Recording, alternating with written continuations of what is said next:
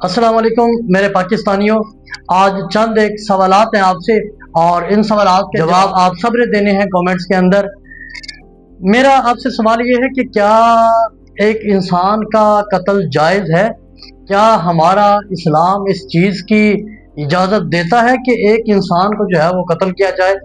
क्या आज इस आज़ाद मुल्क के अंदर एक मुसलमान को हक के लिए आवाज़ बुलंद करने की इजाज़त नहीं? क्या हम यहाँ पे अपनी आज़ादाना ज़िंदगी भी बसर नहीं कर सकते? क्या ये तो मुल्क के कानून के अंदर है कि हर जमात को जो है वो एहतजाज करने का हक हासिल है, ठीक है, बगैर किसी जो है वो आम आवाम को नुकसान पहुंचाए बगैर।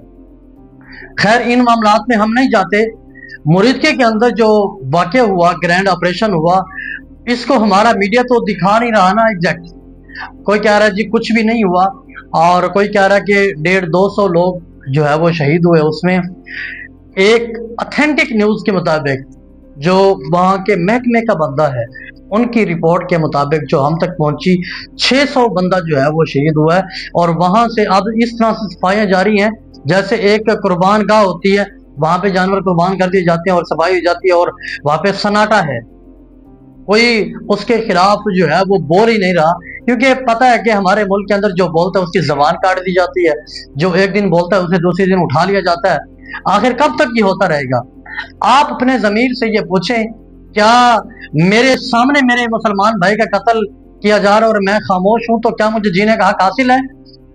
मैं आज एक बतौर इंसान अपने आप से पूछूं, बगैर इसी, मुझे तो घिन आती है ऐसे लोगों से कि मैं कुछ दिन पहले बैठा था तो एक शख्स जो है वो बात कर रहा था, जी ठीक हुआ है इन मौलवियों के साथ, इन्होंने जो है जो मुफ्त का जो है वो एहतजाज किया हुआ है, रैलियां निकाली हुई हैं, तो इनके साथ ऐसा ही होना चाहिए, सीधे फायर मारने चाहिए इनको। खुदा के बंदो, होश की नासन लोग, तुम भी मुसलमान हो, ठीक है?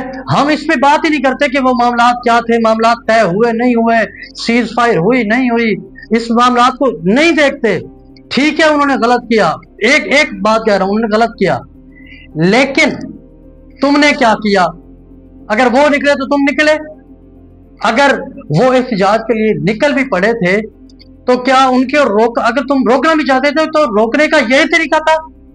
पहले 11 जो है वो शहीद कर दिए गए तहरीक लबैक के, उसके बाद जो है वो 600 लाशें हुई जिसका कोई अता पता ही नहीं है। और अब तो वो सोशल मीडिया से भी जो है वो गायब है, क्योंकि किसी का घर मसमार कर दिया गया, किसी को उठा लिया गया। खुदा के लिए, आप पीटीआई से हैं, आप जमाते इस्लामी से हैं, आप पाकिस्तान मुस्लिम लीग नून से हैं, जिससे भी हैं, एक बार अपने आप से पूछिएगा जरूर कि मैं अगर ये बात कर रहा हूं तो मैं ठीक कर रहा हूं, मुझे इस जुल्म के खिलाफ आवाज उठानी चाहिए या नहीं उठानी चाहिए।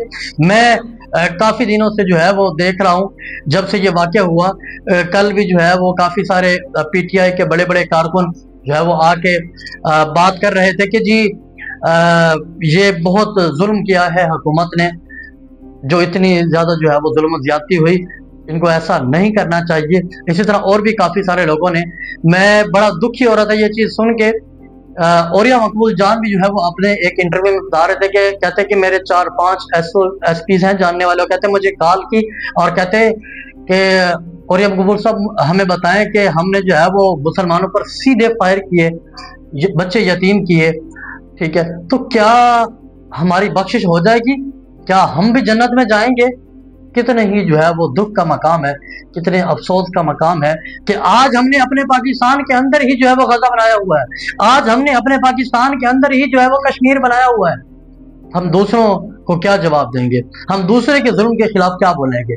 खुदा के लिए, आप सब जिस पार्टी से मर्जी ताल्लुक रखते हैं, अपने जमीर से पूछ के कि मुझे इसके खिलाफ जो है वो आवाज उठानी चाहिए, तो फिर जरूर आवाज उठाएं, फिर जरूर खड़े हों। और हुकूमत पाकिस्तान को भी चाहिए, मैं हाथ जोड़ के गुजारिश करता हूँ, खुदारा इस तरह से मुसलमानों का कत्लेआम ना किया जाए और ये जुल्म ज्यादती ख़त्म की जाए। आप सबसे गुजारिश है कि हमारे इस पैगाम को हर बंदे तक पहुँचाएँ ताकि हमारा पैगाम बहुत आगे तक जाए और आप खुद भी इस पर अमल करें। और दूसरों को भी जो है वो इसका कहें।